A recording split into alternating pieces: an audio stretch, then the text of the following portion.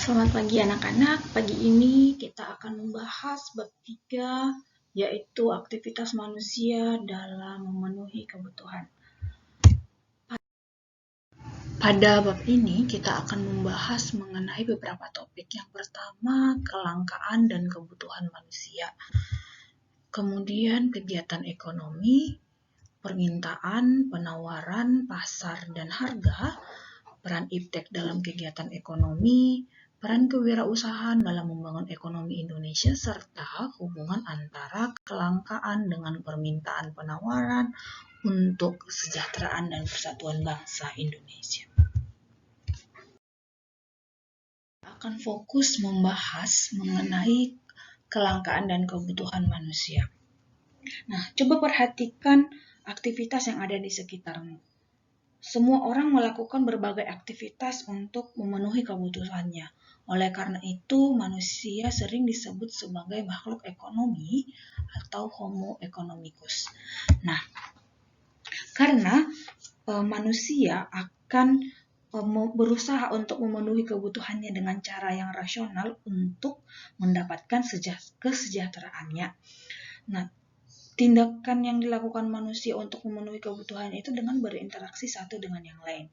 Contohnya nih, untuk memenuhi kebutuhan akan beras, manusia akan membelinya dari pedagang di pasaran. Karena tidak semua orang mampu untuk menghasilkan beras atau tidak semua orang itu berprofesi sebagai petani. Nah, berbicara mengenai kelangkaan, masih ingat nggak di awal COVID-19 merebak di Indonesia, sangat sulit untuk mendapatkan masker dan juga hand sanitizer. Nah, itu juga masuk dalam contoh kelangkaan. Karena kebutuhan manusia itu lebih besar daripada alat pemuas kebutuhannya. Sebenarnya kebutuhan manusia itu selalu bertambah.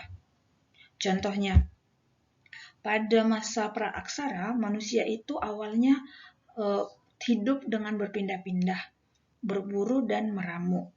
Nah, seiring perkembangan zaman, mereka akhirnya mulai menetap dan bercocok tanam dan melakukan sistem barter untuk memenuhi kebutuhannya.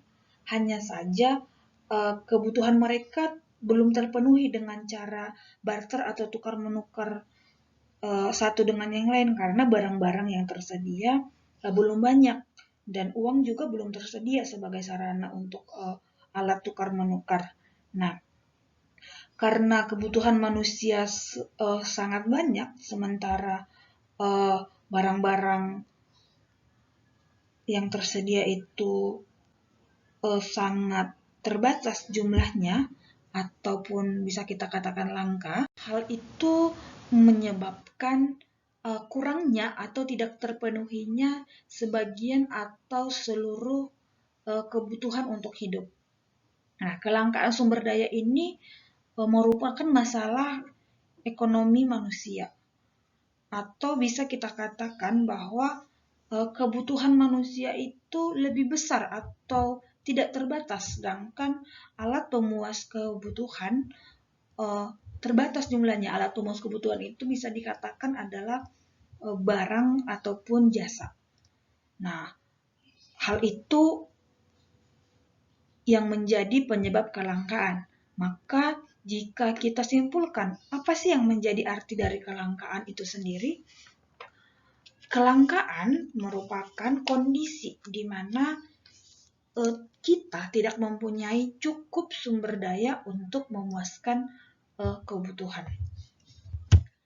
Nah, tidak terpenuhinya kebutuhan itu merupakan masalah ekonomi bagi manusia atau masalah dalam pemenuhan kebutuhan yang muncul karena keterbatasan alat pemuas kebutuhan, sementara kebutuhan manusia itu tidak terbatas. Oleh karena itu, maka kita perlu mempelajari ilmu ekonomi.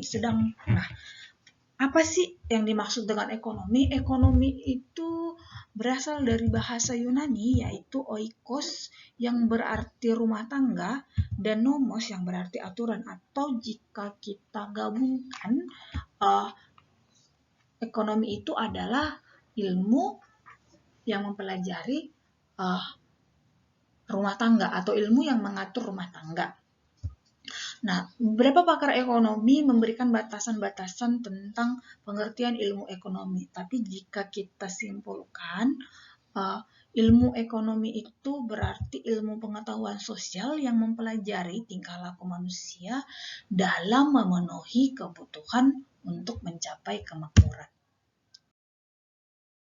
Dari tadi kita membahas mengenai kebutuhan dan kebutuhan. Sebenarnya apa sih yang dimaksud dengan kebutuhan itu sendiri?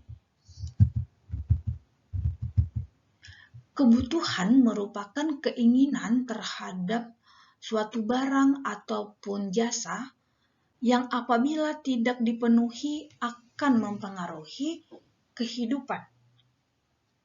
Contohnya, ketika orang lapar, maka dia harus segera makan.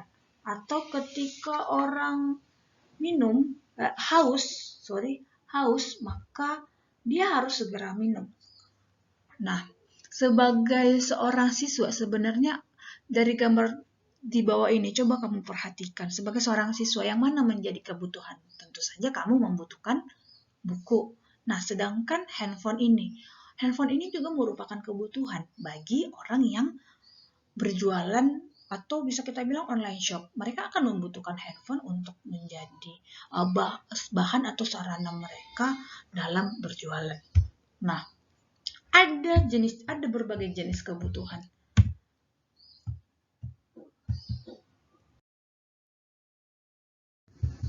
Satu, kebutuhan menurut intensitasnya atau tingkatannya.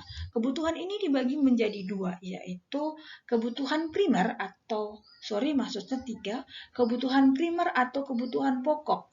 Kebutuhan ini harus dipenuhi karena jika tidak dipenuhi akan mempengaruhi kelangsungan hidup. Contohnya sandang, pangan, papan. Sandang itu ya baju, pangan itu ya untuk makanan, papan itu adalah rumah untuk tempat tinggal. Nah, selanjutnya itu kebutuhan sekunder. Kebutuhan sekunder adalah kebutuhan tambahan yang pemenuhannya setelah kebutuhan primer ini terpenuhi. Contohnya nih, kebutuhan-kebutuhan di rumah tangga. Nah, sedangkan yang ketiga kebutuhan tersier. Kebutuhan tersier atau kebutuhan mewah itu adalah kebutuhan yang pemenuhannya setelah dua kebutuhan di atas terpenuhi. Selanjutnya, kebutuhan menurut sifatnya. Ini dibagi menjadi dua, yaitu kebutuhan jasmani dan rohani. Jelas, kalau jasmani berarti berhubungan dengan badan dan rohani berhubungan dengan jiwa. Nah, kebutuhan jasmani ini adalah kebutuhan yang memberi kepuasan untuk jasmani, sedangkan rohani itu memberi kepuasan kepada rohani atau rasa aman dan tentram. Nah, contohnya jasmani ini nih, obat bagi orang sakit ataupun kebutuhan makan untuk orang yang sedang lapar. Sedangkan kebutuhan rohani ini, contohnya ketika kita sedang penat, kita bisa pergi rekreasi untuk merasakan tenang, aman, nyaman, atau jika kita dengan kita berdoa sesuai dengan ajaran agama kita masing-masing, kita akan merasa aman dan nyaman. Seperti itu.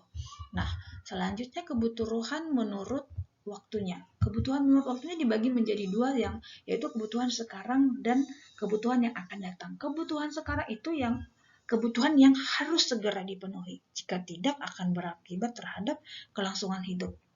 Contohnya makanan sangat dibutuhkan oleh orang yang sedang kelaparan. Kalau tidak dia bisa mati kelaparan. Atau minuman sangat dibutuhkan untuk orang yang sedang kehausan. Kalau tidak dia bisa mati karena kehausan atau dehidrasi. Atau obat bagi orang yang sedang sakit. Hal itu tidak bisa ditunda karena bisa berakibat fatal untuk kelangsungan hidupnya. Nah, sedangkan kebutuhan yang kebutuhan akan datang itu adalah kebutuhan yang pemenuhannya dapat ditangguhkan atau bisa dipenuhi pada masa yang akan datang. Contohnya nih, orang bekerja, dia itu punya uang. Nah, uangnya itu bisa disimpan untuk jaga-jaga. Pasti dia akan memenuhi kebutuhannya pada masa yang akan datang. Contohnya, orang tua kita biasanya menabung. Tabungan itu bisa digunakan untuk tabungan pendidikan pada anaknya di masa yang akan datang. Nah, kebutuhan menurut subjeknya, kebutuhan ini ada dua, yaitu kebutuhan individual dan kelompok. Namanya individual berarti kebutuhan individu, dan kelompok berarti kebutuhan bersama-sama. Nah, kebutuhan individu ini otomatis kebutuhan yang berhubungan langsung dengan perorangan. Kebutuhan ini dirasakan diri pribadi. Otomatis kamu jika contohnya si A nih, dia matanya minus, otomatis dia membutuhkan kacamata dibanding si B. Jika matanya tidak minus, maka dia tidak akan membutuhkan kacamata. Nah, sedangkan kebutuhan kelompok itu adalah kebutuhan yang manfaatnya dirasakan oleh sekelompok orang atau bersama-sama. Contohnya nih, jalan raya, jembatan, atau sekolah, rumah sakit. Nah, kan hal itu kita kan membutuhkan itu secara bersama-sama karena kita menggunakannya secara bersama-sama. Nah,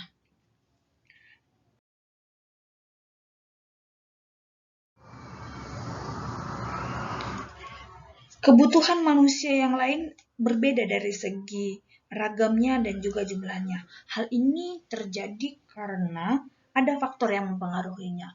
Beberapa faktor yang mempengaruhi kebutuhan manusia itu adalah jenis kelamin, tingkat pendidikan, lingkungan tempat dia tinggal, kemajuan ilmu pengetahuan dan teknologi, tingkat pendapatan, status sosial, dan juga perbedaan selera. Di awal tadi kita sudah mengetahui bahwa kebutuhan manusia itu tidak terbatas, sedangkan alat pemenuhannya terbatas. Nah, karena ketidakterbatasan kebutuhan manusia itu, maka untuk melangsungkan kehidupannya dan bisa memperoleh kemakmuran, orang harus mampu mengimbangi kebutuhan dengan alat pemenuhan yang ada. Nah, ada beberapa alat pemenuhan kebutuhan. Yang pertama, menurut kelangkaannya atau cara memperolehnya. Ada dua, yaitu barang ekonomis dan barang bebas. Barang ekonomis itu adalah barang yang keberadaannya terbatas. Dan untuk memperolehnya, kita memerlukan pengorbanan baik secara material maupun fisik. Contohnya, untuk membeli sepatu, kita memerlukan pengorbanan secara material. Kita perlu mengeluarkan duit untuk membeli sepatu. Nah, yang kedua barang bebas. Barang bebas itu adalah barang yang jumlahnya banyak, sehingga memperoleh kita tidak perlu pengorbanan. Contohnya sinar matahari. Kita tidak perlu membayar untuk mendapatkan sinar matahari atau ultraviolet. Selanjutnya menurut hubungannya dengan barang lain. Ini ada dua, yaitu barang substitusi atau barang pengganti dan barang komplementer atau pelengkap. Barang substitusi ini adalah yang penggunanya dapat saling menggantikan satu dengan yang lain. Syaratnya itu harus kegunaannya sama. Contohnya nih, nasi bisa diganti dengan singkong, atau gula merah bisa diganti dengan gula putih. Barang komplementer atau pelengkap. Barang ini adalah barang yang penggunanya saling melengkapi satu sama lain. Karena jika salah satu tidak ada, maka barang tersebut kurang bermanfaat atau bahkan bisa saja tidak bermanfaat sama sekali. Contohnya nih, motor tidak akan bisa dijalankan jika tidak ada bahan bakarnya. Atau kompor gas tidak akan menyala jika gasnya sedang habis. Nah, selanjutnya menurut tujuan pengguna ada dua, yaitu barang produksi dan barang konsumsi. Barang produksi atau barang modal itu adalah barang yang tidak dapat langsung memenuhi kebutuhan manusia, tapi harus diproses terlebih dahulu baru bisa digunakan. Contohnya nih, lahan, mesin, juga gedung. Selanjutnya barang konsumsi. Barang ini adalah barang yang digunakan secara langsung dalam memenuhi kebutuhan manusia. Banyak contohnya, buku tulis, ataupun alat-alat tulis. Nah, selanjutnya menurut proses pembuatannya. Ingat nggak yang minggu lalu Ibu ada kasih kerangka yang kalian buat? Nah, di situ ada Ibu salah tulis, tapi ternyata tidak ada yang mengingatkan Ibu bahwa kerangka yang Ibu buat itu salah. Untuk kedepannya, jika Ibu ada salah dalam penulisan, tidak apa-apa, diingatkan saja, biar nanti bisa diperbaiki. Jadi tidak salah rame-rame. Seperti itu. Nah, barang menurut proses pemenuhan kebutuhan menurut proses pembuatannya ada 3. Yang pertama barang mentah atau barang yang belum dapat digunakan untuk memenuhi kebutuhan tapi harus diproses produksi dulu baru bisa digunakan. Contohnya padi harus diproses dulu biar bisa menjadi beras. Selanjutnya barang setengah jadi. Barang setengah jadi adalah barang atau alat pemenuhan kebutuhan yang masih dalam proses produksi. Contohnya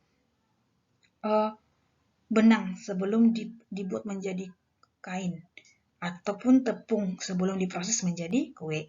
Nah, terakhir itu adalah barang jadi. Barang jadi adalah barang atau alat pemenuhan kebutuhan yang dapat digunakan untuk memenuhi kebutuhan.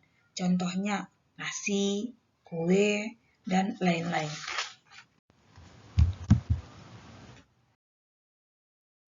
Selanjutnya tindakan, motif, dan prinsip ekonomi. Tindakan ekonomi.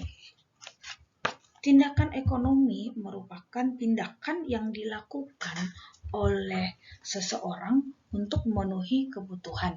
Sedangkan motif ekonomi adalah motif atau alasan seseorang melakukan tindakan ekonomi. Nah, ada beberapa hal yang melatar belakangi orang melakukan kegiatan ekonomi.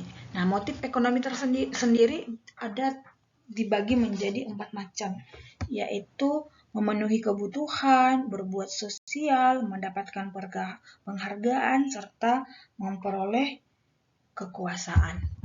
Nah, selanjutnya prinsip ekonomi. Prinsip ekonomi ada beberapa, yaitu usaha mendapatkan hasil dengan pengorbanan sekecil mungkin.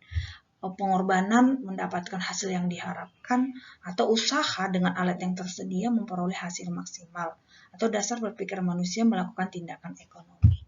Prinsip ekonomi tersendiri itu dibagi menjadi 3 bagian, yaitu prinsip kegiatan produksi,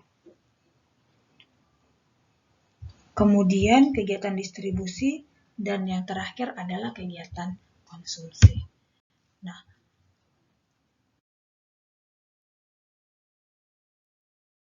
materi kita pada hari ini, kalian silahkan mengerjakan tugas berikut dan akan dikumpulkan paling lama malam ini pukul 10 malam. Jadi untuk next-nya jangan mengirimkan tugas terlalu lama.